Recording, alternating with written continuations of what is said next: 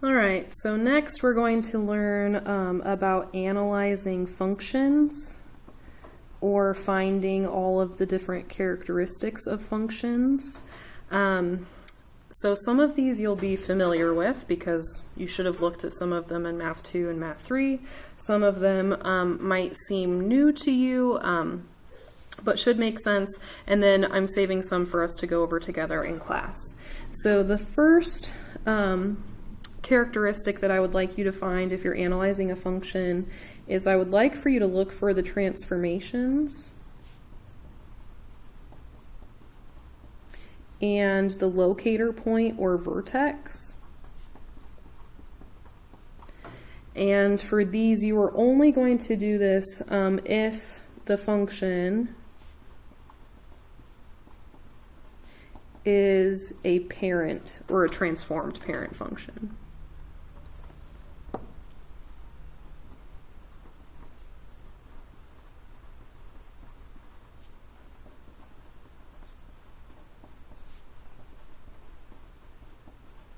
So many of the graphs that we will look at will not be transform parent functions, and so you'll kind of ignore this. But for any function that we look at that is a transform parent function, then I do want you to find the transformations, and I do want you to find that vertex or locator point.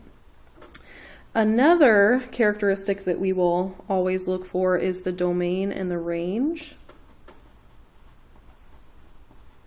So just want to make sure that we remember what's what. So the domain is all of the possible x values or inputs for which the function is defined. So as long as you can plug it in and get a real value. And then the range is the resulting y values that you get when you plug in those x values. And to shorthand that, I'm just going to say possible y values. All right. For domain, what you will often hear me say is look from the left to the right, because in interval notation, well, in set builder notation, you'd go smaller to bigger as well. So left to right. And then you'll often hear me say from down to up for y values. So always go from the smaller number to the bigger number. So what I wanted to do is just take an example problem and kind of find these things for that example as we work through these notes. And so the example problem, I'm just going to write it off to the side, and then each time we look at a new characteristic, we'll do that part of the problem. So we're going to use y equals x to the fourth minus 2x to the third plus 1/2 x minus 7. So x to the fourth minus 2x to the third plus 1/2 x minus 7. Hopefully you can see that. Okay. So this is the graph of the function. So if you have a graphing calculator at home, I would encourage you to kind of follow along with this. I changed my window so that I could see things a little bit more clearly. So I hit the window button right here, -5 to 5, -8 to 1, and I just did that so that I could see this part down here, because in a normal window from -10 to 10, this bottom part is a little bit harder to see. So the domain, if I look at this, I know how to find domain by hand. So when I look at this, it's not a rational function, there's no square roots in it, and there's no logarithms in it. And so for domain, I'm going to say this is all real numbers, or from -infinity to +infinity. So, and I can see that from the graph as well. I can see that if I were to look at the left side of it, this would be an arrow, so it's going left forever. On the right side, this would be an arrow, it's going right forever, and I can see that it doesn't skip any values in the middle. So I would say the domain is all real numbers. The range, we have to look from the bottom of the graph to the top of the graph. And the top of the graph is pretty easy. I can see that it's just going up forever, but the bottom of the graph is an actual point. So we're going to say this range is something, whatever the number is at the bottom, to infinity. And to find that number at the bottom, I'm going to do second trace, or calc. That's what you're getting to, is different calculations you can find. And that's going to be a minimum of the graph. So when you do minimum, it's going to ask you for left bound and right bound. And so I know that it's somewhere, it's underneath those numbers, but I know it's somewhere over there. So I'm going to press enter and then go over here. All right, so when I see how far down to up it's gone, when I look at this minimum point, I don't want to look at the x coordinate, I want to look at the y coordinate, right? Because the range represents y values. So that looks like, yeah, it's a negative, -7.952. I did not leave enough space. There we go.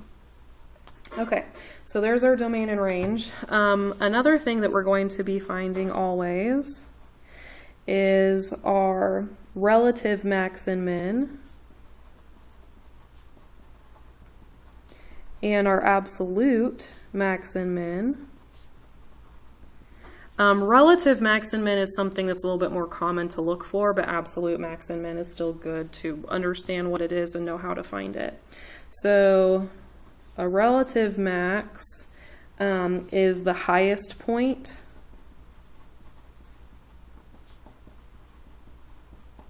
on an interval.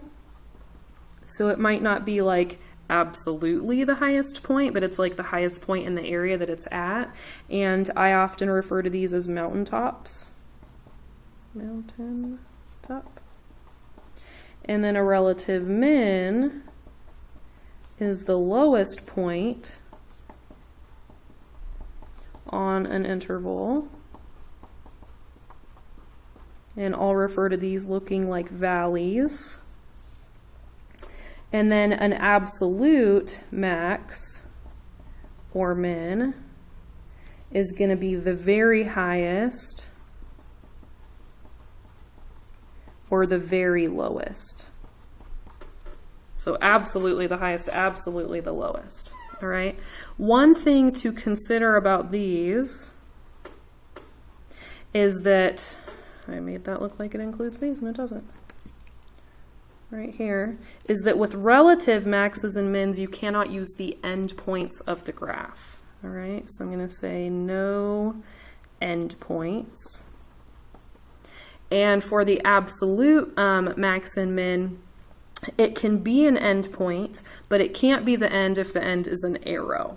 So if the arrow goes up forever, then you would just say that graph does not have an absolute max. If the graph has an arrow going down, you would not say that the absolute min is negative infinity. You would just say it doesn't have one. So I'm going to write here no arrows. Okay, so what I'm going to do is I'm going to draw a little sketch of the graph that we have because I'm going to label it, and I'm not just going to label it for what we're doing right now. I'm actually going to label it for what we're doing next as well. So maybe I'll go ahead and label it down here. Maybe leave a few lines to write the next thing. So the graph came down, went up a little bit, then came down like this. That's kind of what the graph looks like. Okay, so this right here would be considered a minimum. This right here is considered a minimum. This right here is considered a maximum. So these are both relative. So this is a low point. It's a little valley for the area that it's in. This is a little mountaintop for the area that it's in. These are both relative. This one is a relative minimum because it's, it's a low point for the area that it's in, but it's also the absolute lowest point on the graph. So this is an absolute and a relative minimum at the same time. All right, so off to the side, I'm going to say we have a relative minimum. We have a relative minimum that is also, I swear I planned these notes out ahead of time. I'm just going off my notes.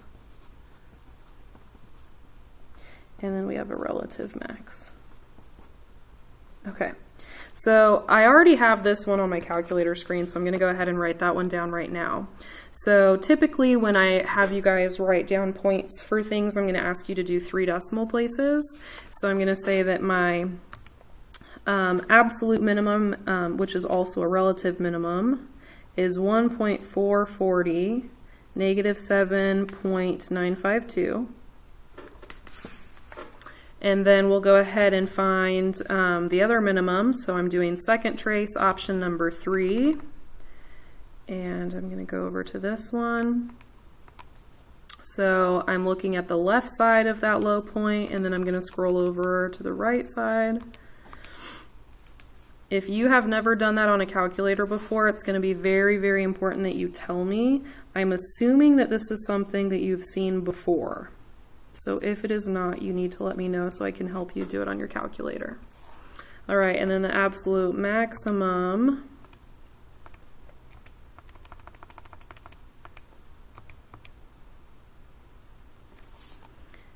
is 0.326, negative 6.895. Okay, so these numbers often, they're not very nice, but that's how we find them. And I'm going to go up here back to my notes, and I'm going to write myself a little note so I remember how to type that in my calculator. The max is second trace number 4. Let me double check, yep. And then the min is second trace number 3. All right, so that's how we find them on our calculator. Okay, the next thing that I'm going to ask for you guys to find when we're analyzing a function is the increasing and decreasing intervals. So increasing intervals are the x values that make the function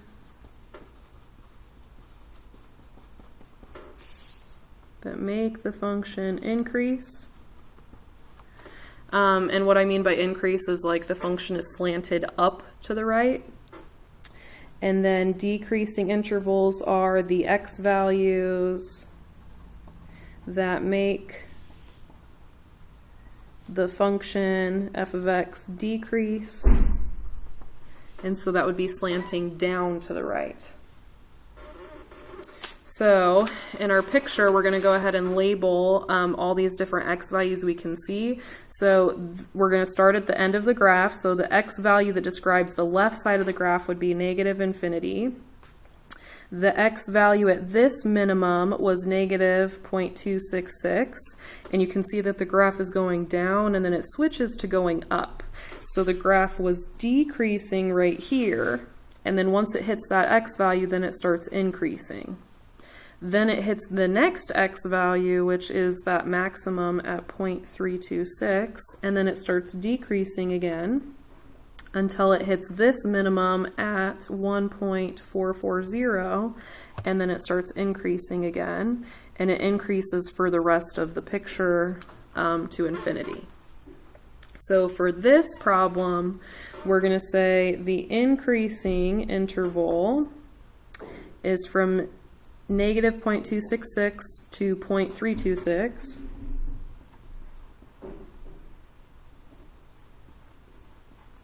U, and then the other increasing interval is 1.440 to infinity.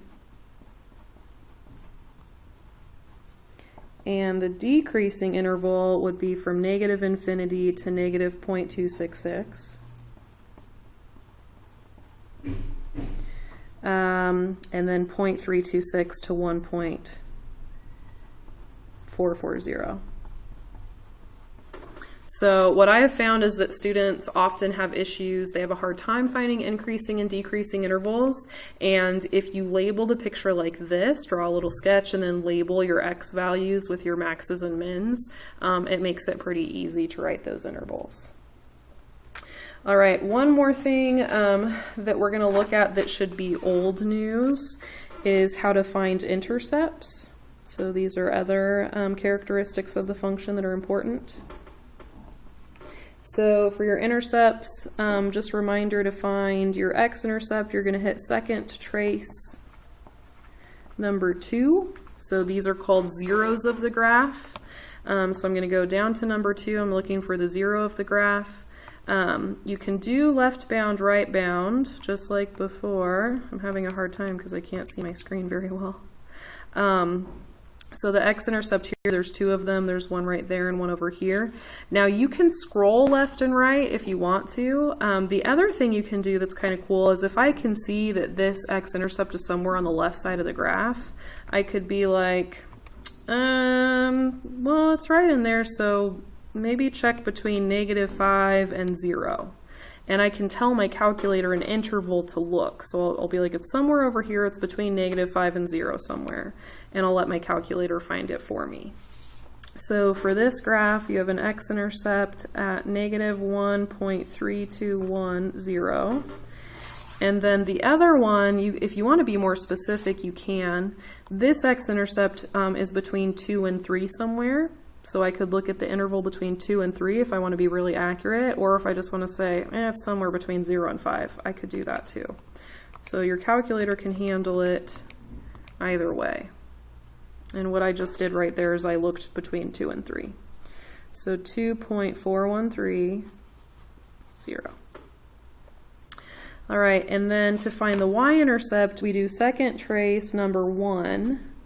And number 1 is not specific to only find the y-intercept. Number 1 lets you plug in any x value that you want. So to find the y-intercept, we want to plug in the x value 0. And so I'm going to write that down on my notes just to make sure I remember. So second trace number 1, I'm plugging in 0. My y-intercept is the point 0, -7. All right. And notice for these, I am writing x and y coordinates because these are points. I'm writing these down as points that are on the graph. All right. The next thing that we're going to write in our notes is another characteristic we're going to be finding, which is the continuity of the graph. And this is something you study with a lot of depth in calculus, but in pre-calc, it's pretty easy for us to recognize if the graphs are continuous or not. And we are always just looking at the picture. You don't really do it algebraically until calculus. So an example of a continuous graph is one where you can put your finger on one end and you can follow the whole graph, and you never have an asymptote, there's never a hole, there's nothing weird that happens. You can just kind of trace it. So that's a continuous example. Here's an example of a graph that is not continuous. So this is called a discontinuous graph with a removable discontinuity. So a graph with a removable discontinuity, and what they mean by that is there's a hole in the graph. So it's removable because if I was to take this point and move it right there, then I could trace the graph with my finger and it would be continuous. But here, the way it is right now, I would trace the graph and I'd have to pick up my finger and then keep going. All right, so that's a removable discontinuity. And you should have seen all these discontinuities. I'm going to go over 3 of them. You should have seen them before. So here's the next type. This is called a jump discontinuity. You're going to see these in piecewise functions. So when you trace it with your finger, you're tracing it, and then you have to pick up your finger and jump. And then the last type of discontinuity is one like this, where we have an infinite discontinuity, and you see these at vertical asymptotes. So this is a rational function. One part of the curve is going this way, one part's going that way. The discontinuity is right here where the vertical asymptote is. Right? So one thing to note about discontinuities is that we describe them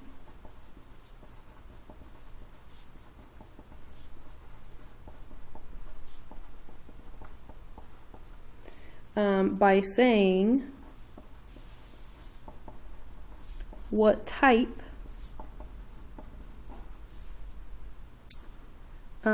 at a given x value. So you might say this was a removable discontinuity at x equals -3. This is a jump discontinuity at x equals -3. This is an infinite discontinuity at x equals -5. All right, so for most of these different characteristics we find, we're using X values to describe things. X values are giving us the location of something that's happening. The only thing we really use a Y value in is we use it to describe the range. All right. When we describe the minimums and maximums for us right now this year, we're just going to use the X and the Y coordinate, but later on in math, they have other ways of describing them. All right. And then the last part for this video, that is longer than I intended, I'm sorry, is the boundedness of the function. So we have 4 pictures to draw again. You would say that this picture is bounded above. So that means that the graph is going down. There's a boundary above, right? So here would be the boundary. And then the whole graph is beneath that. You can say that a function is bounded below.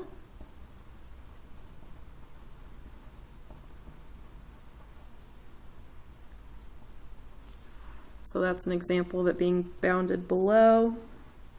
We could say that a graph is unbound.